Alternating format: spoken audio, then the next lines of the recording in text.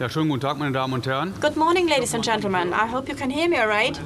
Also, down there in the last line, I'm just going to speak a bit louder. I'm going to introduce myself. I'm Thomas Hussmann. I have been employed with the Fire Brigade Düsseldorf since 1981. I'm actually head of a very exotic division. So I'm basically responsible for events, and I think the Fire Brigade in Düsseldorf is one of the very few professional fireworkers that has a special department that is dedicated to special events only. So we actually call that the Special Events Department, and I'm the central manager for all events, for all operators, for all organizers, for all other authorities.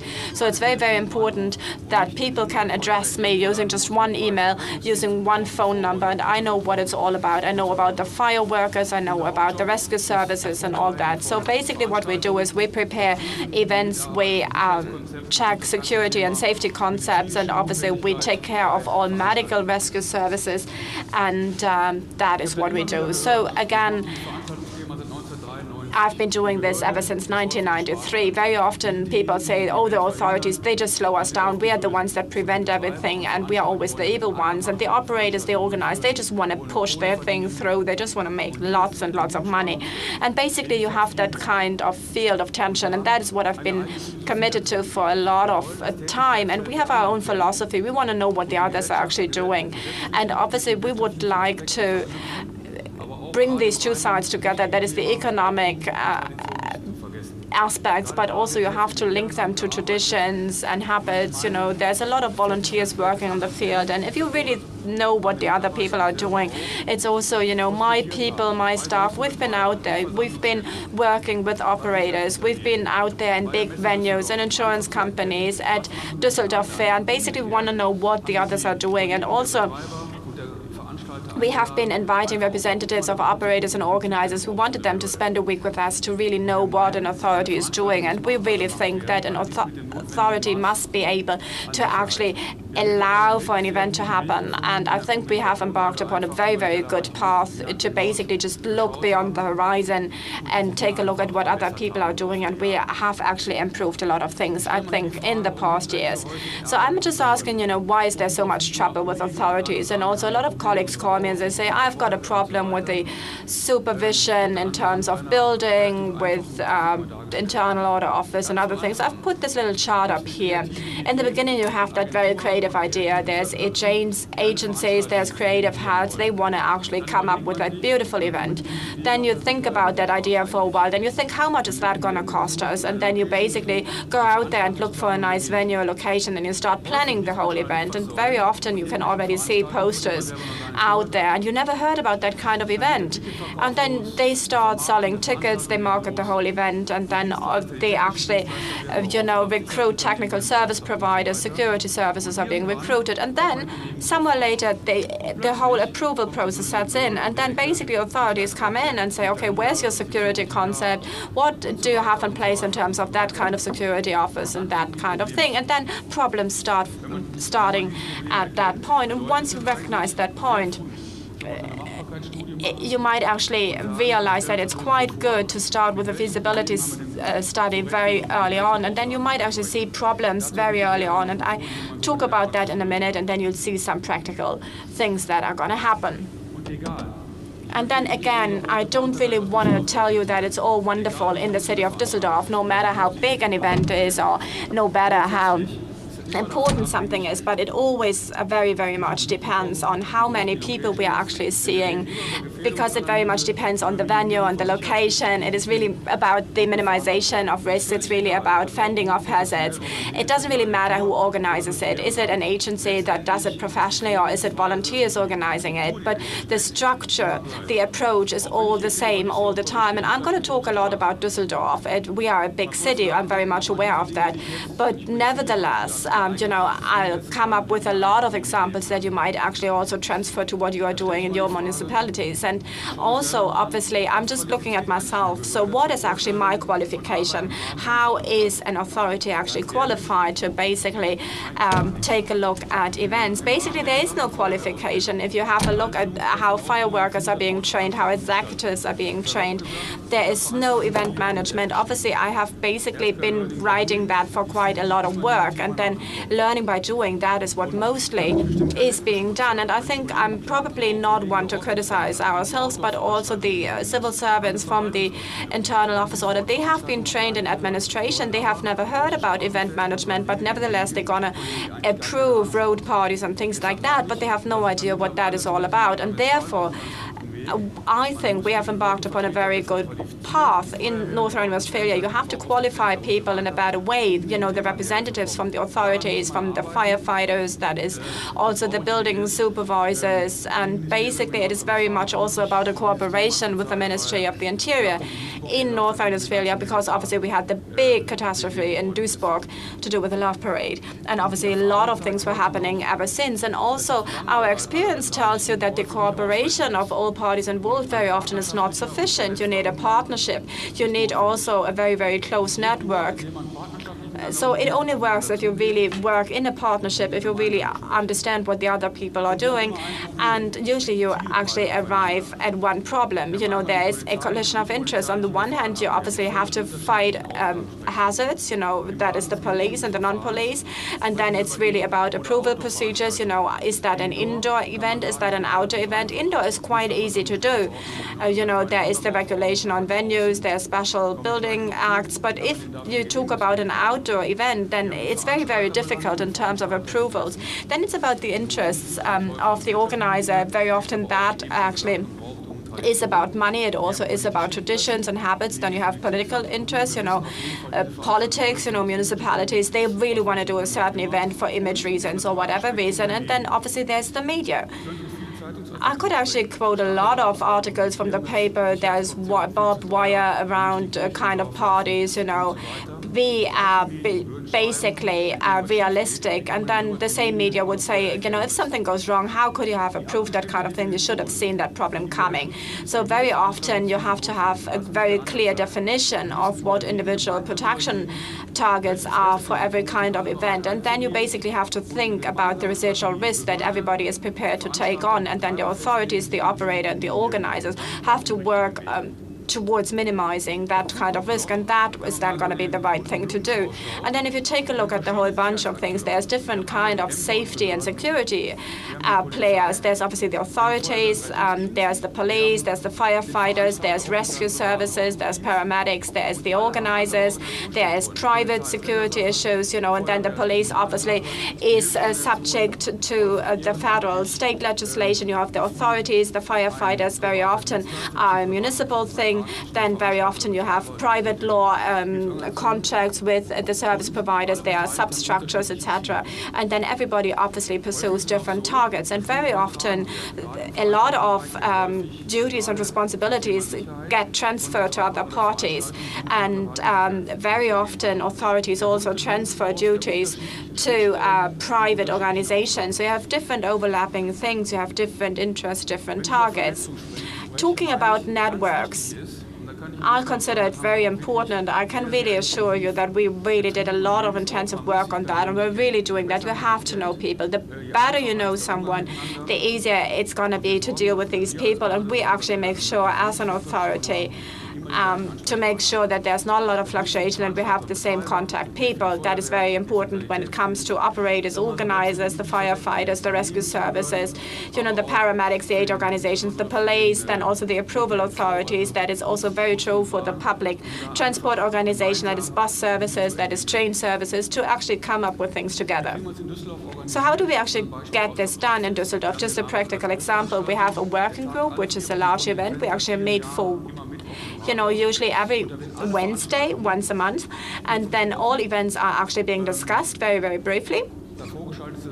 Before that, we actually have a so-called steering committee, and we basically check, is that a proper event for our city? Do we have locations? Do we have enough space for that kind of thing? And then, depending on the size of the event, the operator gets the chance to introduce his event. And then everybody is going to be there. Again, all the representatives from the players mentioned. And then first information can already be shared, what might actually be problems. Then we have this very, very glossy brochure, and the operator gets information about whom to contact. So they don't really have to go through all the different authorities, the police, the supervisory building authorities. So obviously, they actually get a very, very good briefing to start with. They know whom to contact.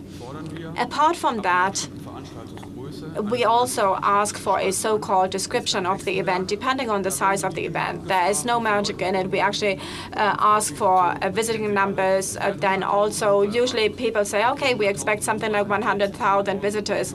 And that is a lot in terms of the paramedics that we need. It's a lot in terms of the security services. And then you have 15,000 people coming. So if you have a very, very detailed description of the event, you know that it's quite reasonable in terms of expectations. It's very important also to know what the installation logistics is.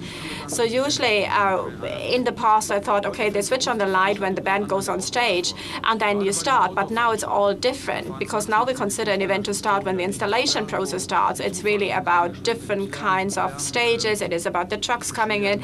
There's a lot of inhabitants that complain about noise. And then usually we actually say, okay, an event starts when they start, installation, and an event ends when everything has actually been taken down. So we have that little questionnaire.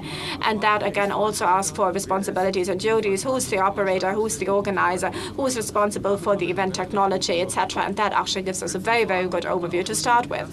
And if there are questions, then you can already engage in a very first communication with the organizer. I've just brought along a couple of pictures to give you an idea what it is all about to actually avoid trouble. So there's an agency, there is our meeting, and they say, okay, let's have a presentation. There is a kind of car race, 30,000 people, that's what we expect. It's like a fashion show. They're not going quickly. And then you think, all right, that is fine.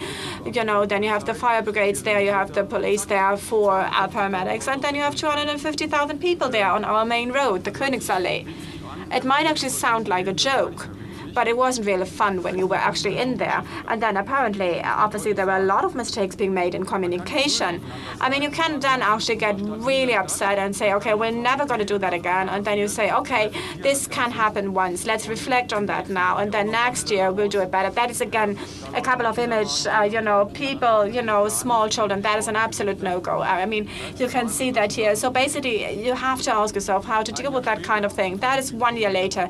There was proper communication processes in place, good agreements, then obviously there were all the right barriers in place, the number of visitors were identified, good barriers established. That works out if you really talk with one another and don't start blaming one another. And it's no good just saying, okay, we'll never do that again, because that is not very much feasible. Another example, there's a square, and there we had the WDR, a radio station kind of song contest, and then we thought, okay, it's not going to be very problematic, so we do that in Germany, we do that a lot in town squares, WDR, Schlagerparade, that is what it's called. WDR, they basically commissioned an agency. They said, we don't need barriers, that is much too expensive. And then the authority says, no, you're just going to set that up. And then they ask, okay, where's the legal foundation? There's no fence, there's nothing, there's only a town square. Market Square. And then we are, again, I can see a lot of colleagues from the sector, they know exactly why we need these barriers. If you don't put these barriers in place, you have a lot of problems. It doesn't really matter, is there a roof or nothing like that. There's a lot of pressure going to come onto the stage, and then you say, recognized rule, the barriers have to be taken up. And then usually people get all upset, and then we actually manage to do that. And then you see the people that was in the afternoon, the images could actually be even better at night. You need barriers. And then basically it is one thing, you have to be very honest with one another, and then also you have to be very realistic in terms of expectations. We know if there's Wendler and Co. on stage, we're going to actually expect a lot of people, but even if you've never, going to admit to actually liking Rhine, but nevertheless, that is what it's going to be like. So what about the approvals? They are all the same in almost all municipalities. You have approvals for indoor events, there is venues, there is mobile constructions. Outside, it is really the Office of Public Order. It is really about the road traffic administration. Then it is really about the gardening offices, there are civil construction offices, and then it might actually be the land office, and then very often you have the gardening office coming in, and they actually administer parks and green fields, but they don't really have an approval system in place. And then we actually said, okay, we actually check that in the city of Düsseldorf, and then there needs to be this kind of application to use that space, and you have to include that in the tenant agreements in order to have it all on the same level. And then basically I brought this little one picture along that is really the whole bunch of approvals. And then I have the colleagues here, but then everybody else, how many approvals would you like to get? There's obviously regulations on the use of restaurants, special use approvals, that is for fairs. Then again, it is also about actually putting water, feeding water into the public system. It is really about tenant agreements. There's different kinds of things. If you just go on, there's again the air traffic controls. That is especially true when you have events close to airports. There's the water and the shipping law. If you have fireworks going on the River Rhine. So basically, you have a whole bunch of different kind of approvals that you need to check. For necessity, there's also different kinds of things. There's actually the order on mobile construction, there's rescue orders, etc. So there's a whole bunch. So there is not that one approval you need to get, but apart from the mobile constructions for venues, that is the one exception. In North Rhine-Westphalia, we had the big disaster in Duisburg. And apart from that, there's one other regulation in place now. There is a kind of orientational framework of the Ministry of the Interior on the safety of large events, and then all the parties involved have to be brought in, and they have to agree on a security concept. So obviously that is another puzzle to go into our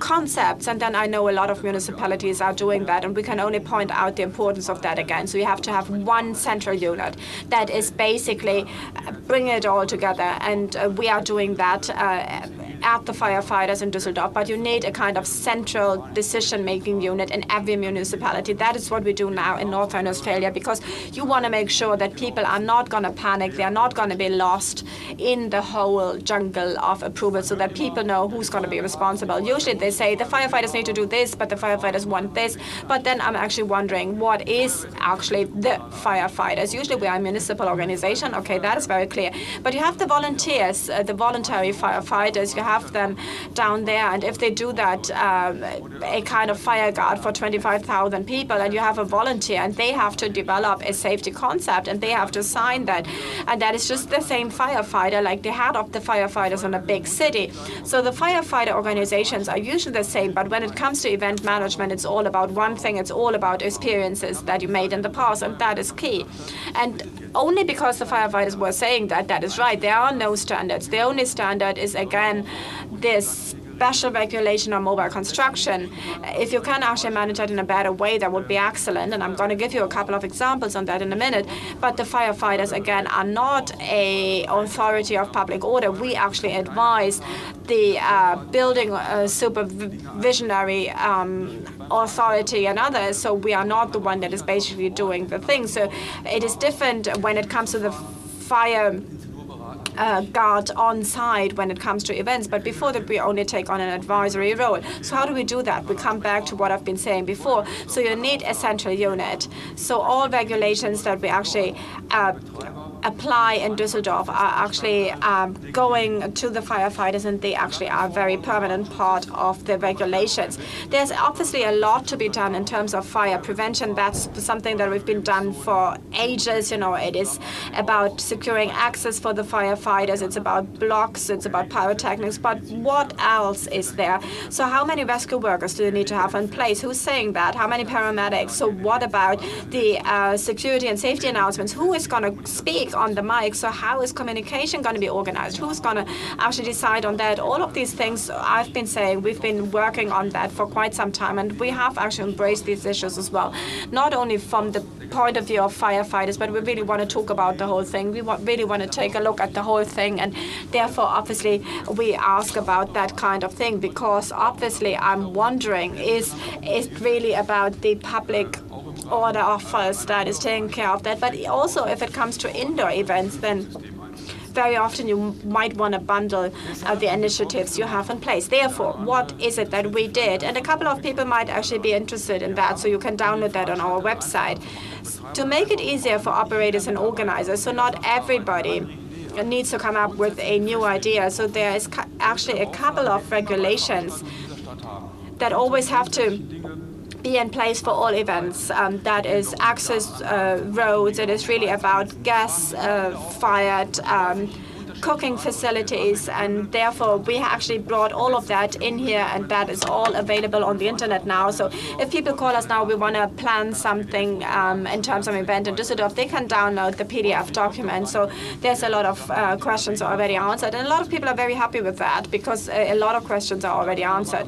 The same was actually done for the firefighter access roads, and then again we actually came up with a couple of regulations. We just tell people, download that, and then a lot of questions will already be answered. And I have actually talked about communication a lot already, so we want to talk with one voice, and therefore all events were actually classified. And behind that classification is obviously a different approval and also security and safety concept. So therefore, we always differentiate between indoor and outdoor events. It's very hard to combine these two things, but what is actually an indoor event? An indoor event could actually be a very small city hall. It could also be an arena with 54,000 people in there. It could also be a conference venue like this one. Indoor could also be a school hall. So it could actually be the whole bunch, and outdoor is just the same. It could be a stadium. It could also be a public viewing that is fenced in just for a couple of days. It could also be the road carnivals. That is also an outdoor event, but also an organized and approved party in a city borough is what it is all about. And then we've been saying, okay, outdoor events is what we'll be doing.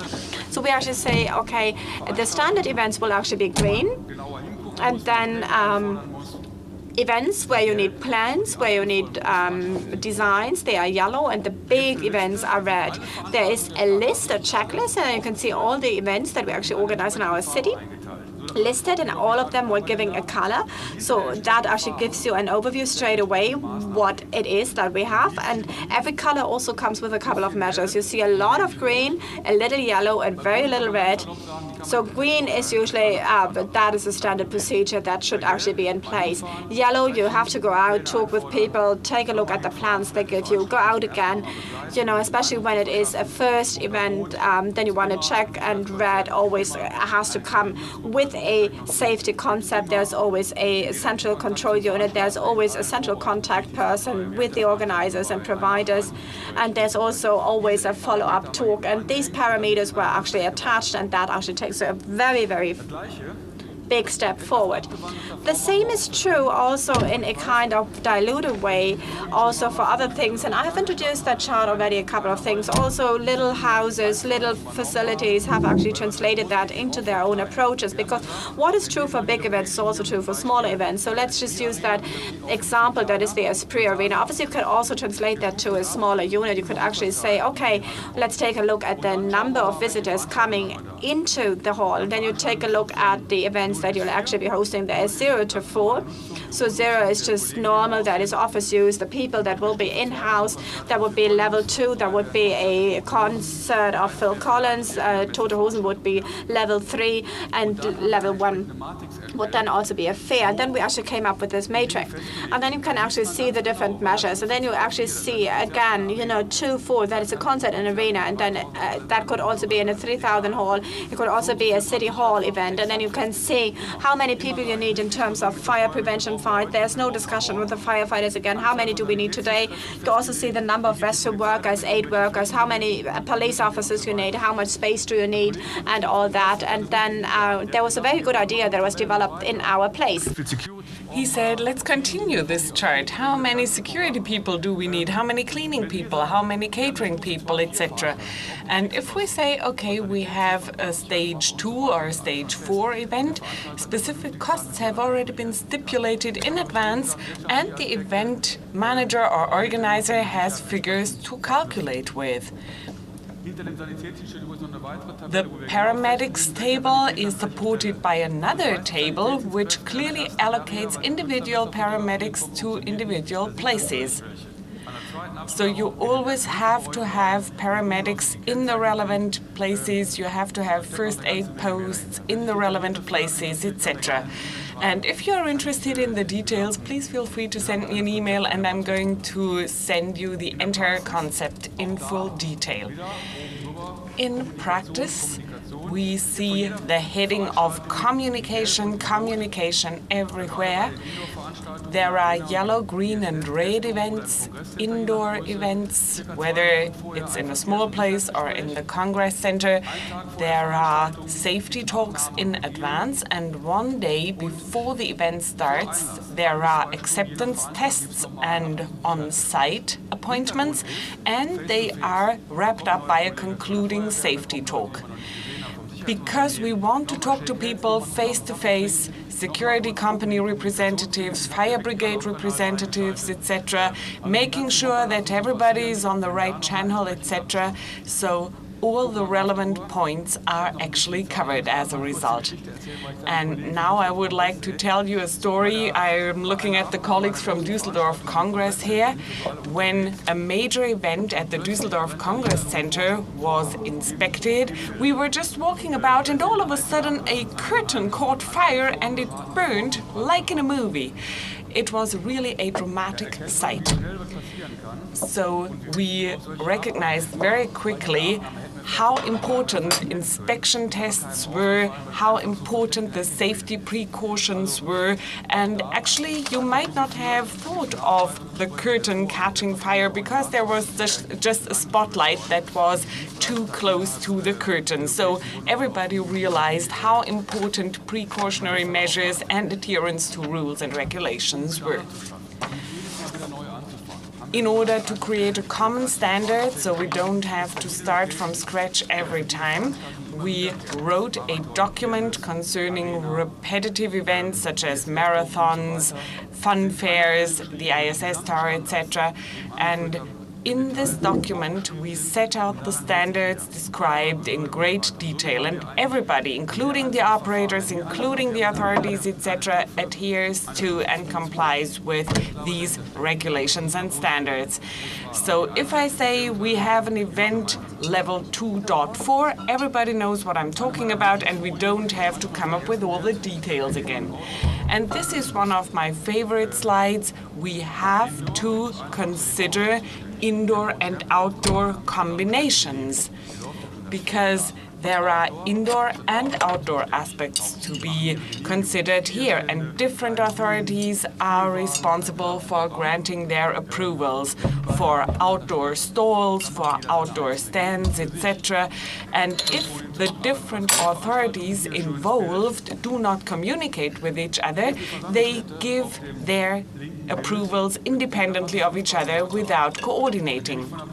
On the left-hand side, we have a building that can host 500 people, and at the same time, beer carts and pavilions were approved on the outside of exactly this building, including stalls that block the emergency exit.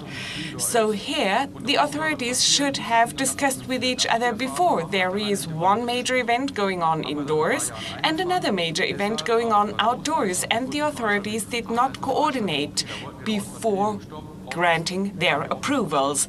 In this particular situation, the outdoor event would have required a different arrangement in order to prevent the stalls from blocking the emergency exit. We have learned that safety announcements and emergency announcements must be part of each and every safety concept. Now here we have to ask in advance who is going to make the announcement, who is going to read out what document, where is the document to be found. Maybe people would like to delegate it to the police or to the firefighters, but they might not be present in that particular situation. Of course, you cannot ask Phil Collins to make the safety announcement just in case, but there are always organizer representatives who could be asked to make safety announcements. Look at this young man in the window up there. He is a disc jockey who works for the entire town of Düsseldorf for the street carnival, and he can make 500,000 people dance. So he can do many good things, but he also does nonsensical things at times. We had one situation where we had an emergency where the police where the firefighters had to come in, and he was joking away at the police people and at the firefighters, and he says, hey, give a round of cheers, give a healthy clap to the firefighters and the policemen. And people went into a fury and they started giving claps and cheering and shouting out. And then we talked to this man later on, and we said, in such a situation, you have to calm down people. You have to discontinue playing your music, and you cannot start to make people cheer. So we had to raise his awareness to sensitive situations, emergency situations, where we don't want him to make people clap and shout.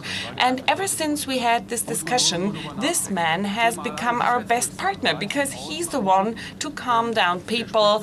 And it's not just about making safety announcements, it's also about stopping shows and interrupting one's own show and calming down people instead.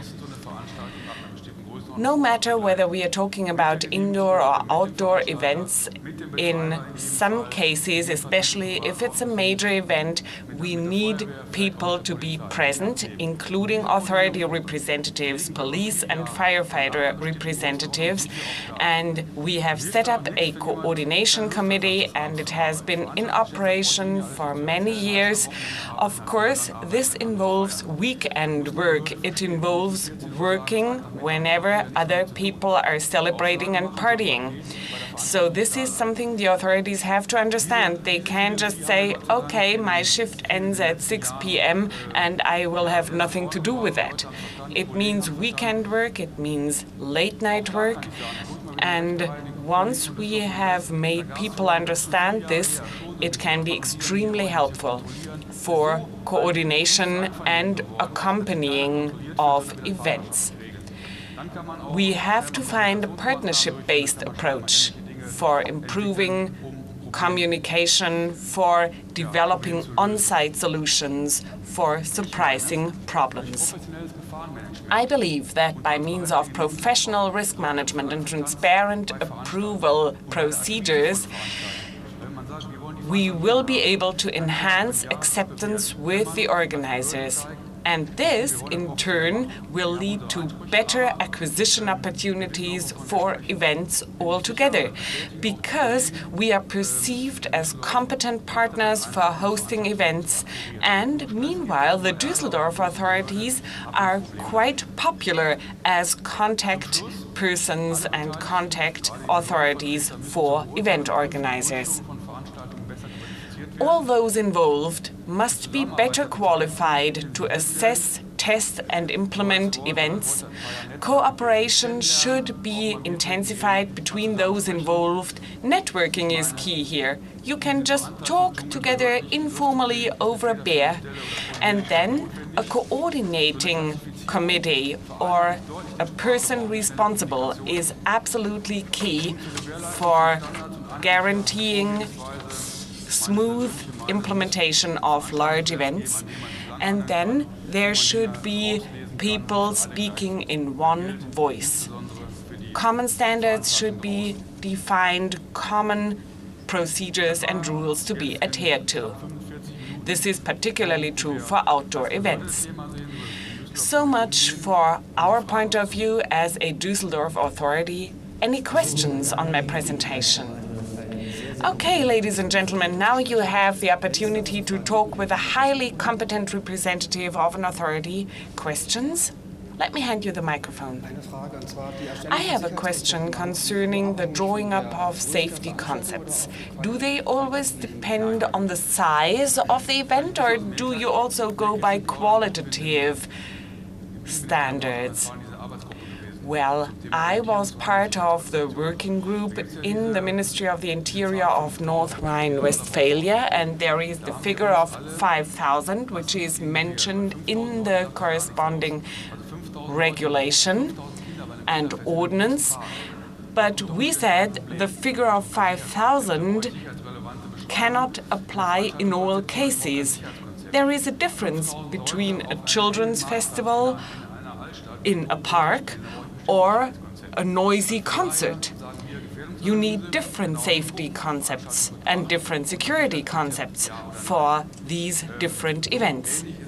So you should not just go by bare figures, you also have to look into the quality of an event. Of course, there are specific figures like 100,000 people that clearly make an event a large event, no matter what type of people is involved. But sometimes you need a specific safety and security concept even for a 3,000 people event. But who is the person responsible for assessing and evaluating the quality of an event? I think from a certain size of events onward, safety and security concepts are necessary anyway. But who is the one to decide whether or not there is a special risk situation given at an event of, say, 3,000 people? Well, can you still hear me? I think the microphone has been switched off. Hasn't it? Okay, so I, as a firefighting official, can be quite reticent here because in Düsseldorf they have a steering committee discussing such an event. And they don't always classify it as a specific event, but they typically allocate a color code to it: green, yellow, or red. Green means go ahead. Yellow means this is a critical event that requires questions to be answered.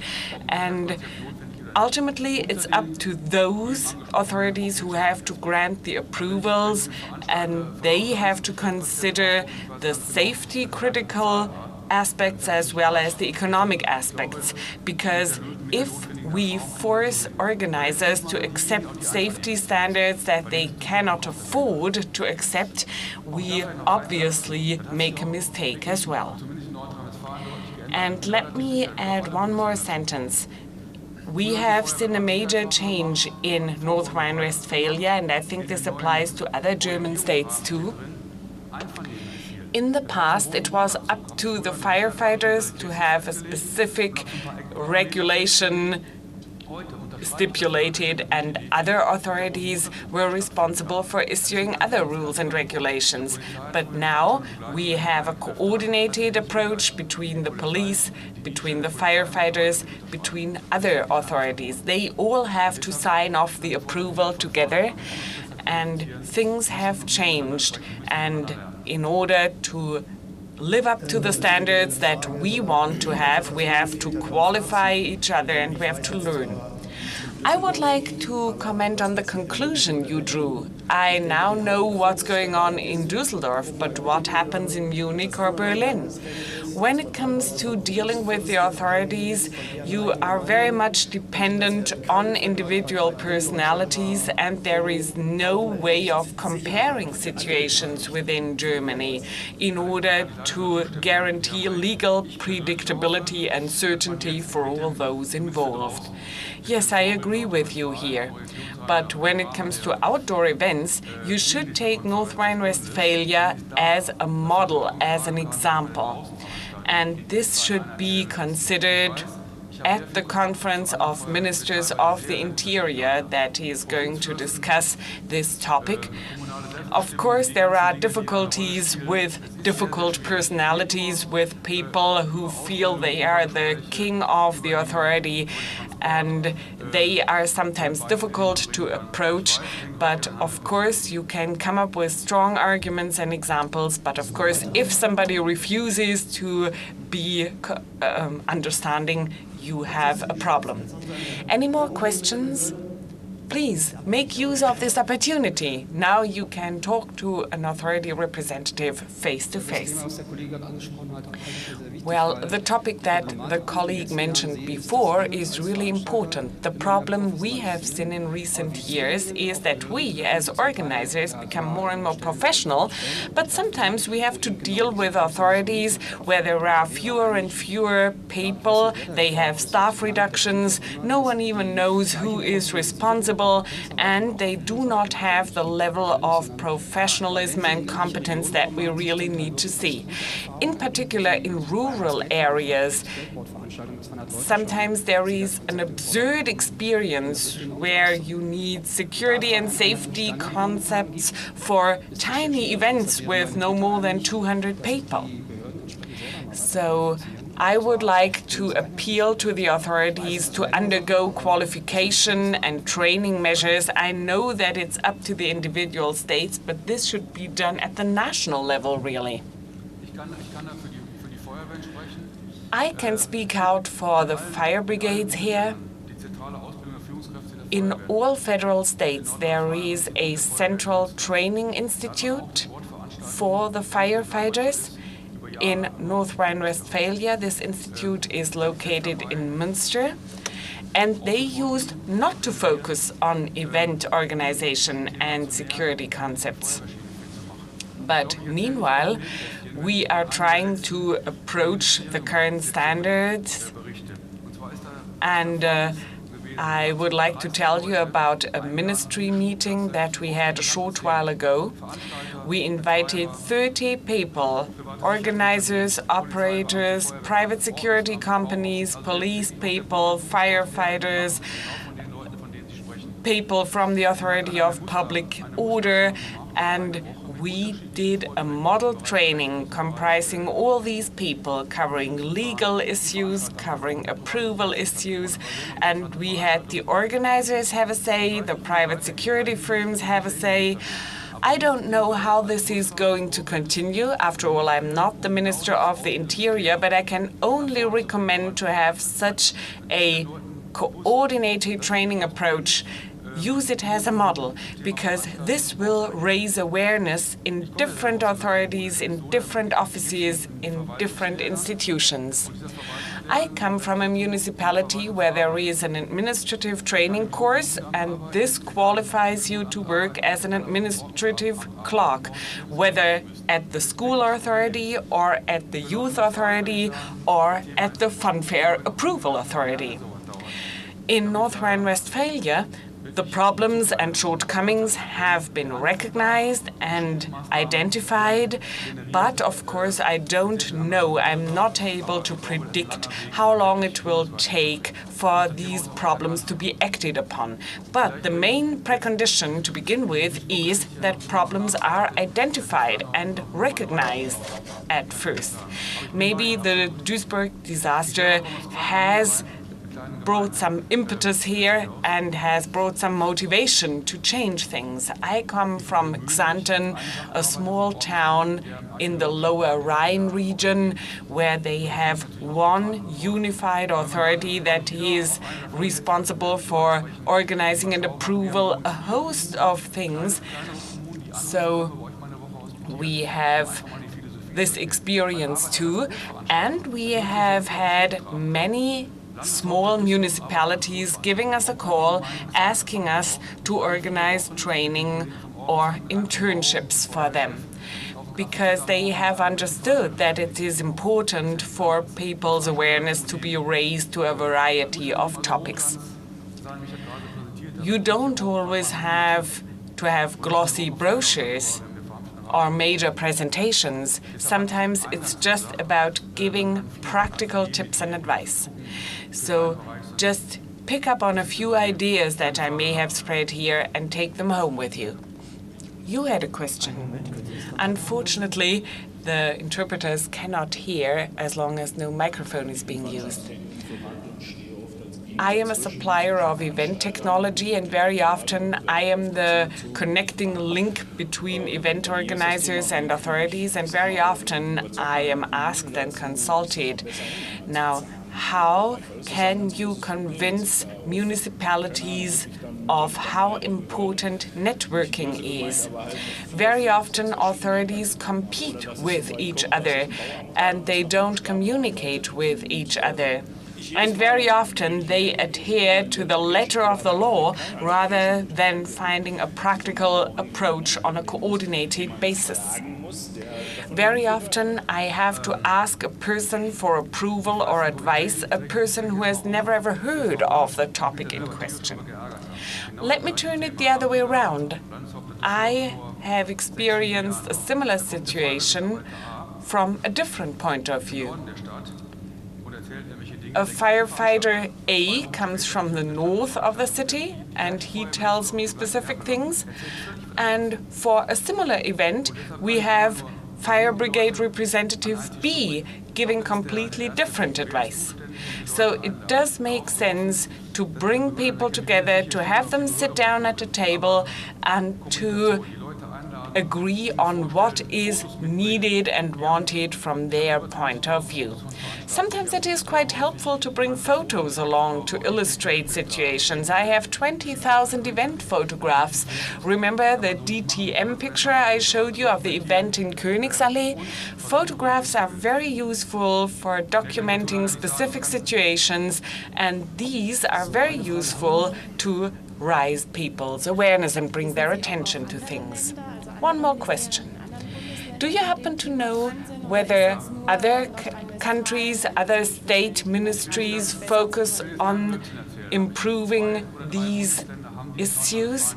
Well, North Rhine-Westphalia was the pioneer here, and others have followed suit, actually.